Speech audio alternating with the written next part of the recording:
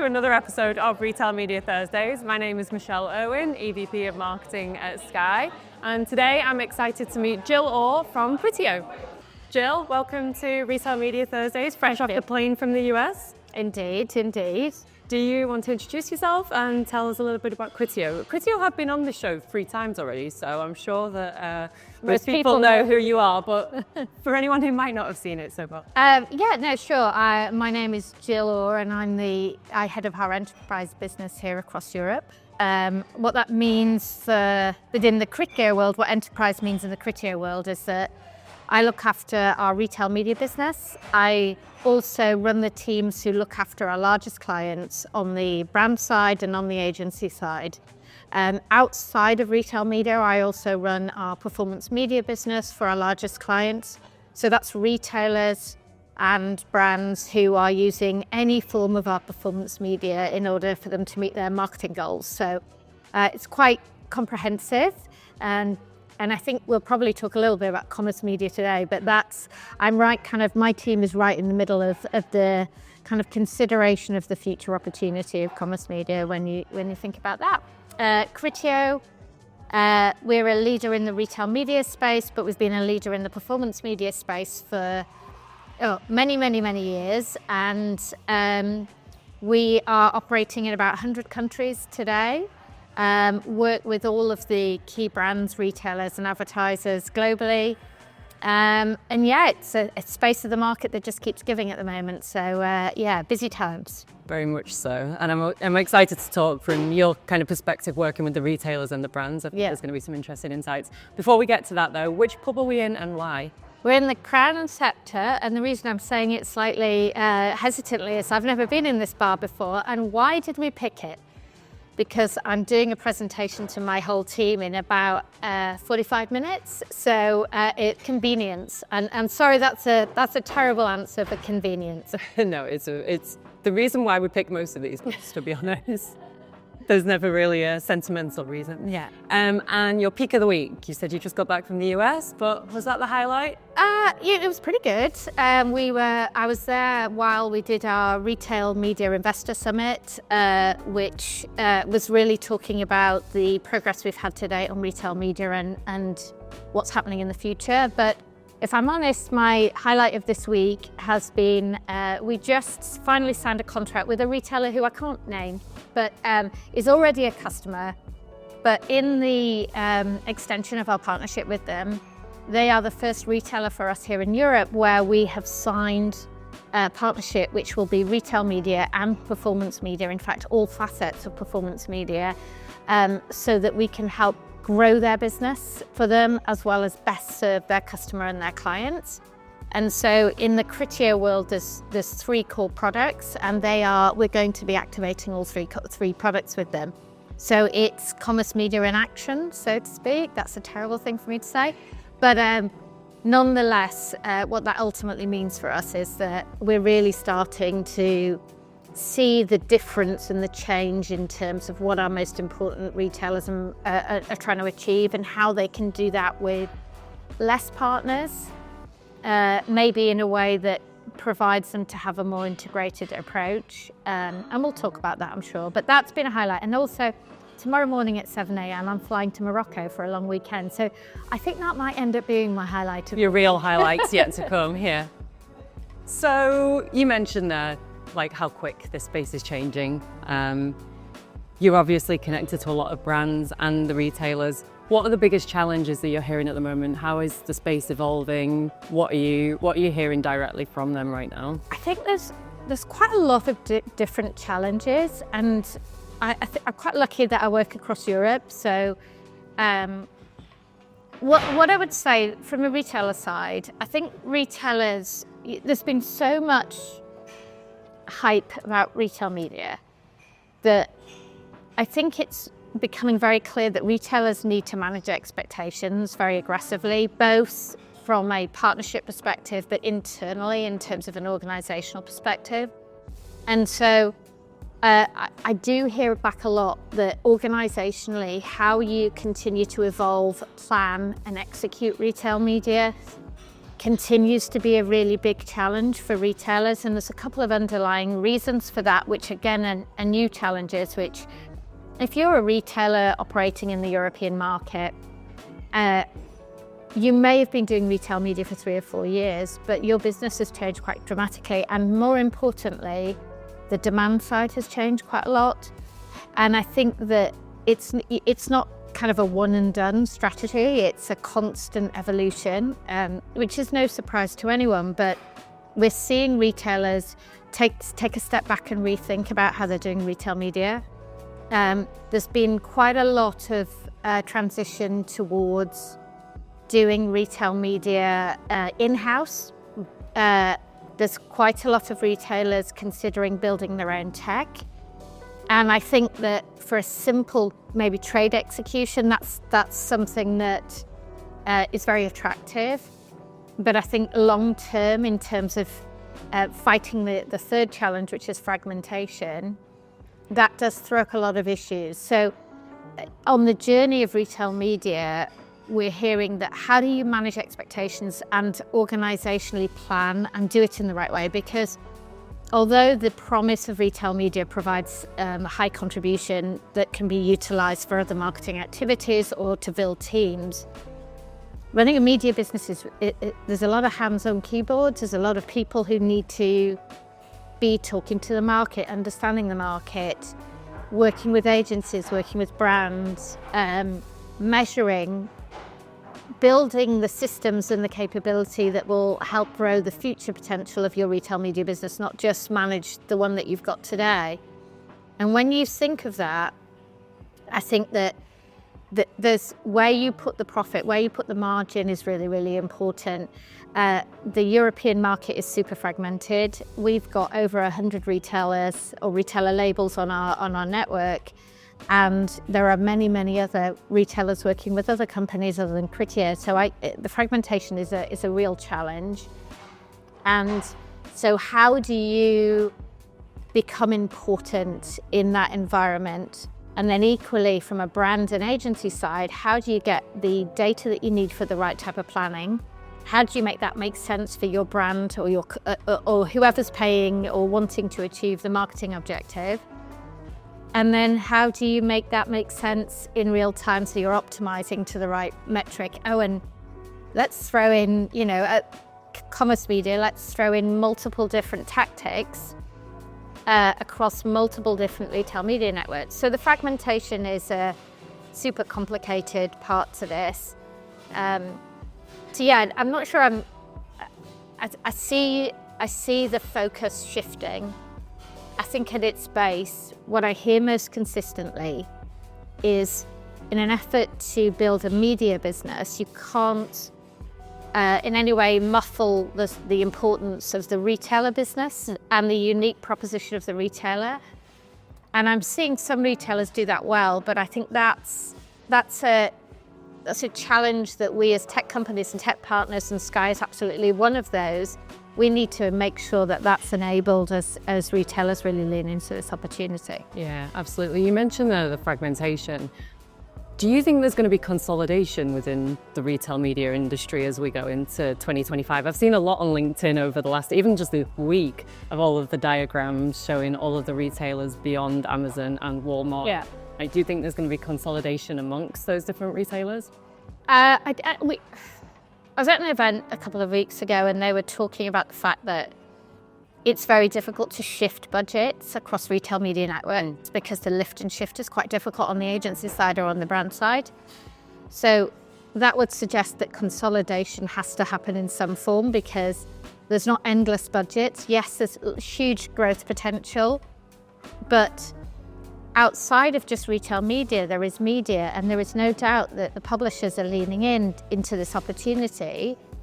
And they have many, many more years of experience in terms of driving towards performance targets or branding targets. And, they have a role to play in all of this. We partner at Criteo, we partner with a lot of publishers, and we see that there is an interest on the retail side of having direct collaborations with publishers too, and I think we should be encouraging that. So what I would say is that we've got to make sure that the efforts that we're making are driving towards reasonable outcomes that are going to show the value, and we have to keep focusing back on, are we showing value back into the people who are buying, and is that going to force consolidation? I think the way I think about it is more that partnerships are essential. I think Europe has always been underpinned by partnerships. So will it be consolidation through acquisition? Maybe. I think there will be more acquisitions in the future. I think partnerships are probably going to be as strong as the acquisition path. And I think we saw it in the ad tech world prior to it being prior to retail media being part of it. And I've been in the retail media business. I mean, my first job in retail media was back in 2013. So I've been in this. You know this well. Well, I don't know if I would claim to say I know it. I think that there's lots of people who've got lots of experiences in retail media, but I think there already has been a first wave of consolidation. I think the term retail media is very much stretched to commerce media now. Not always, but it has that potential. And it's too busy. If it's too difficult for the real value to be determined, then we're doing something wrong. And I think the retailers talk to us frequently about the amount of noise or the number of acronyms or the complication of knowing, in a world where you have many, many, many different choices, what is the right choice? And when it's very complicated, simple is often the answer. And so I'm starting to see, I talked a little bit about the partnership that had been a highlight of this week. Well, I'm sure that retailer could have done all of those activations with 3 or 4 different partners. Maybe it's indicative that some retailers are looking to consolidate and have less tech partners or less routes to market. I don't think we're there yet, but I do think that will emerge as a theme, but it probably won't be the only thing. You also announced a very interesting partnership last week with Blackramp and Boots Media Group. Yeah. And I spent the weekend with Ollie at the rugby actually on Saturday when we got talking about it. Yeah. I guess one of the big things there is that integration of the online and offline sales data. Big reason for the partnership and a kind of big driver for Boots to be able to show the value of the retail media network. How important is that, the coming together of kind of the brand and the retailer data? How are you seeing them aligning on that? Like, where do you think that's going in the future? Well, I think it goes back to customer, right? So I think the never-ending challenge that we're trying to get to is starting to understand customer behaviours. And, with Boots, beauty, I hope I'm representing this correctly, and apologies, Ollie, if I'm not. But with Boots, I would say that as a consumer, as a woman who buys makeup and beauty products, if I've already experienced that product, I already know what it is, then buying that product in a digital environment is a pretty seamless process. And if I have a loyalty to that retailer, that works very, very well. I think there are many, that industry is a very busy industry. There's lots of new products coming on market, whether that's from existing brands or whether that's emerging brands. And there's an element to it which really makes sense for you to go in store and experience that product. And so it makes natural sense to me that a retailer like Boots the Chemist would want to ensure that they're able to understand how behaviours in store are translating into the digital environment and how the digital environment behaviours are translating in store. So it took a while for us to work out what was the right way for us to partner on that. And, Boots have got a long-standing relationship with LiveRamp, and it's been really good for us to establish that relationship. So I think the end game is understanding the customer journey is vital. And I think today the one thing that's consistent is there's no consistency in customer journeys. So I read somewhere the other day, and I wish I could cite it for you, but that 20-year-olds, it can take them up to 7 seconds to be introduced to a product and put it in basket to buy in safety channels, which is incredibly fast. And if I look at my children's behavior, who are both teenagers, late teens, I probably would agree with that stat. But so we need to understand how a behavior of a loyal customer over the age of 60, how that is different to the behavior of a 17-year-old who is starting to experience new brands and doesn't have the depth of history as a shopper, so to speak. So as we connect all these different data points, consumers become customers. Customers enable you to have more relevancy in terms of the products that you're putting in front of them. And then off the back of relevancy, it means that you as a retailer can have a better relationship with the brand because you're able to drive more sales. So in the end, it's about consumer data or customer data, or leveraging customer data is really just about getting to know the customer better, so that you can drive a better retail experience. So it's a natural extension. It's created a lot of excitement. I myself have had lots of incoming conversations about this, and we're already fast forwarding into the next partnership in that area. And I think it's going to be a critical part. Omnichannel is such an important part of the European retail media sector. As I said, I was just in New York and I was talking to our US retail team, and this dominated our conversation in terms of the US is starting to wake up to the importance of store. I think they've always understood the importance of store, but connecting the store with the digital environment. So I think this is just an early move by Boots the Chemist to get into the space, and I think we'll see more of it. I couldn't agree more. It's definitely the conversation we're hearing a lot from the retailers is how we can start to bring that in-store data into the platform. So exciting. Exciting. Yeah, no, it's good. And we're really happy that it's off the ground. And I guess the one thing I would say is, it's brand new. I am, I think, more excited about what we will learn from the bringing together of that data, because I think that provides quite a promise of maybe a smarter retail media future. So I'm kind of excited we should have this conversation 6 months' time with Ollie and find out what we've learned from it. Yeah, we'll get you both back. We can get a special episode. You mentioned in one of your earlier answers this move from kind of retail media being seen as a channel to the concept of commerce media, and I think Criteo has really been kind of at the forefront of driving a lot of that thought leadership from the messaging. How do you see brand strategies evolving and the retailer strategies evolving in line with this shift? Is it taking time? Are they kind of in the same headspace? Yeah, I mean, I've said before, and I think I would say this working at Criteo, the performance media to me, or retail, so let's talk about Criteo's history. Retargeting was an early form of retail media, right? If you think about it, its objective in its very early days was, how do you find customers who have expressed through their actions an interest in a particular product, and how do you remind them that that product is still there and they may not have shopped for it yet. So if you think about, I think one of the trends that's clear, and we talked a little bit about the different shopping behaviors, is there is retail here, as I call it, which is if I take a different one of our customers. So if I'm on the Currys website, right, I am in the Currys environment and I am looking at Currys products, and I may be on the Currys app, and they have a view of me within the Currys environment. But once I go off-site, it doesn't mean that I'm not thinking about that iPad that I looked at Currys. It doesn't mean that I'm no longer interested in it.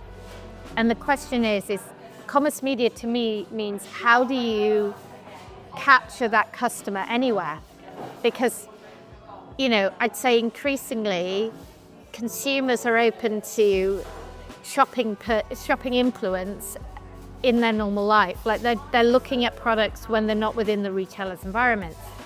And so that again goes back to, how can retailers therefore better understand the full customer journey from awareness all the way through to purchase, and then how can they use that data to help brands? Because on the brand side, we have a huge amount of brands who do a DTC strategy with us. And then we have those brands also, if you think about curries, right? If you think about the many, many products, HP wants to sell brands within the HP environment, but they also want to sell HP brands in the curries retail environment. And so by nature, if you're a brand, you need to make sense of those two complementary strategies. So commerce media, you have to start thinking about the customer as a whole. And as a brand, you want to make sure that you understand that customer's what's influencing that customer in the upper funnel. Do they have a preference for a retailer? And in which case, how do you ensure that the experience on the retail environment is as relevant to them as the experience within the HP store?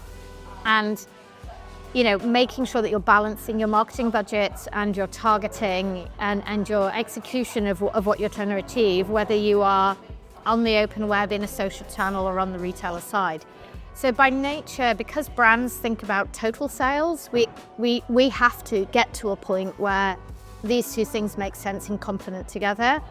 And there is a huge surge of marketplace within retail environments.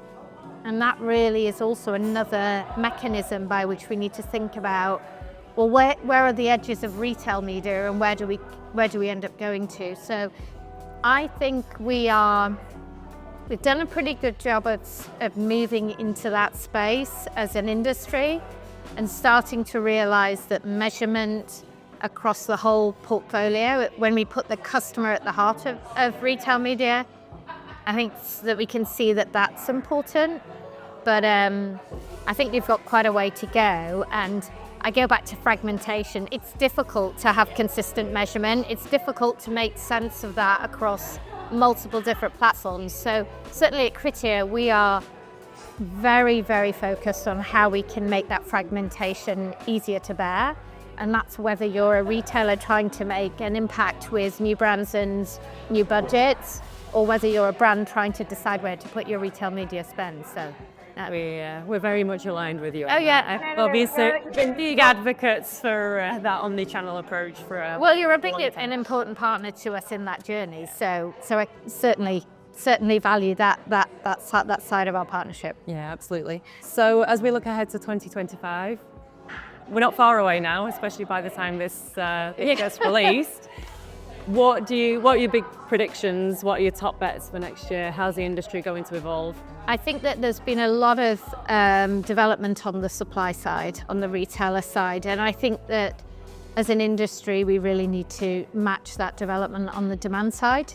And so I would expect ways in which we're tackling the demand side will change. How do you automate the buying? How do you leverage AI to make the choice of media more efficient for the buyers? What we don't want is an industry that only spends money in the channels that have worked for them before, especially when we've got many, many different retailers and different brands coming into the space. So I think it's incumbent on us to make buying easier so that we can help grow and manage the industry. I also think that we'll start to see a lot more movement in curation. So the role of the publisher or the open web, I think, will continue to grow.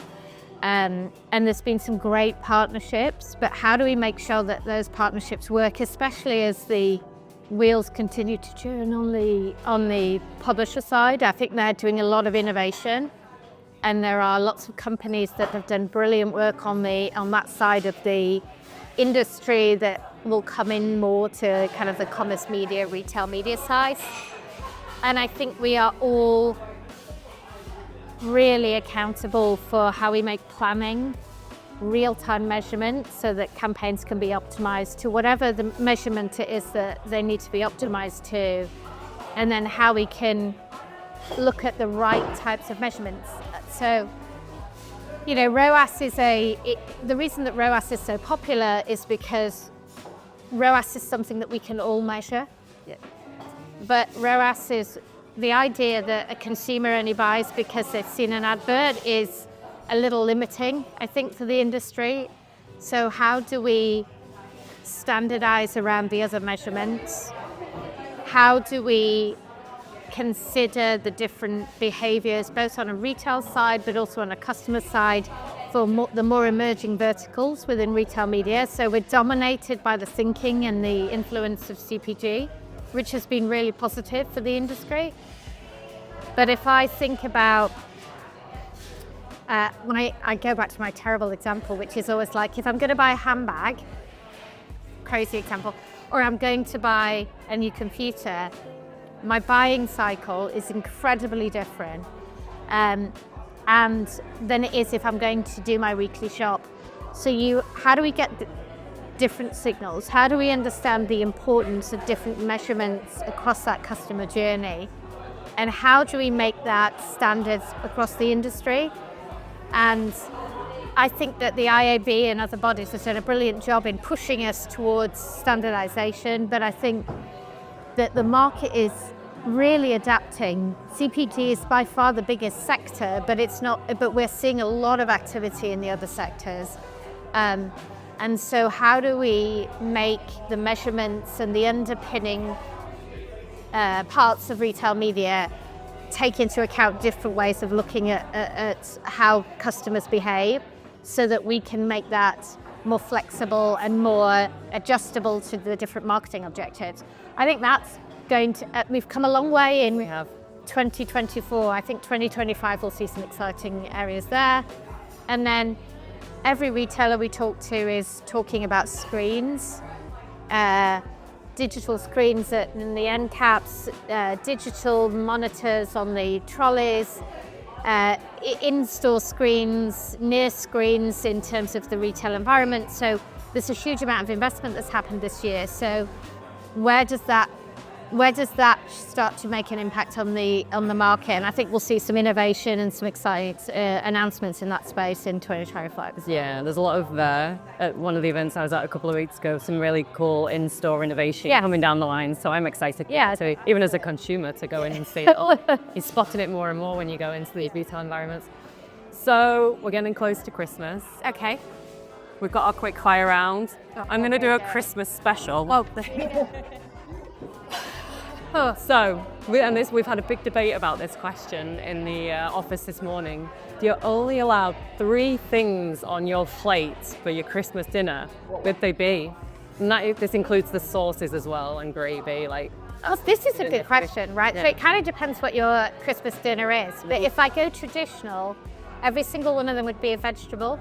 Oh. So, and no gravy. I was about to say, and then I'm from Yorkshire, so one of them would have to be gravy. I was going to say, I was northern, it's like our gravy. So it would be 2 vegetables and gravy. Do you need me to be specific about the vegetables? Yeah. Oh my God. Well, it depends, right? So it's Christmas. I'm going to say roast potatoes and a vegetable that is green and some gravy. And honestly, I would be happy.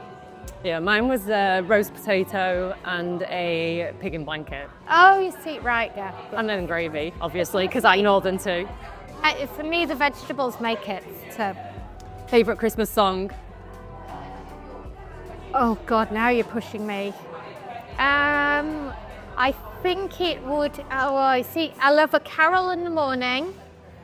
And then I think it's non-conventional Christmas songs in the afternoon. So favourite Christmas song, I think, you're pushing me. I would say Jingle Bells. It's really boring, but I think it is. Because I love it. It's a classic. You know what it is that last year I went to a Christmas market and on the bus on the way back, it was in a town close to where I was staying, not in London. And on the way back, the bus turned all the lights red and played Christmas carols. And my overriding memory is of Jingle Bells and everybody singing along. So there is a good reason for that. Yeah, sentimental reason. Your favourite Christmas film? Oh, The Holiday. Oh, yeah. I actually used to work in the town where that was filmed. Really? Beautiful. Oh, yeah, very really pretty. But your worst ever Christmas present, can you remember? Yes, I can. I don't know if I want to tell you. He's going to kill me for this. I told my husband that I really like this new beauty brand. And being a forward planner, on Christmas Eve, he went out to get me some products from this beauty brand. and he ended up buying me what effectively was, because this beauty brand had kind of very funky names, right? And he ended up buying me spot cream and fat cream. And he gave me them because he thought they was really exciting, because he'd got me some products for this beauty brand and hadn't really read the label. So I think they would definitely be my worth. I'm not surprised. My dad once bought my mum a frying pan and she hit him over the head with it. Yeah, no, it's definitely the worst. When does your tree go up? Oh, well, it used to go up on December the 1st, because I've always been a bit of a Christmas fan. But in reality, I think last year we managed it on about the 15th of December. So anywhere in the first half of December. And is it real or artificial? So about 4 years ago, we went artificial. I had this year. Yeah. It's easier. And I have to say that both my sons and I are detractors on the artificial. But I think environmental concerns made us go do it. So yeah. Well, I hope you have a wonderful Christmas when we get there in a few weeks. Thank you. And thank you so much for your partnership and joining the show. Yeah, thank you very much for the time. Really appreciate it. Thanks, Jill.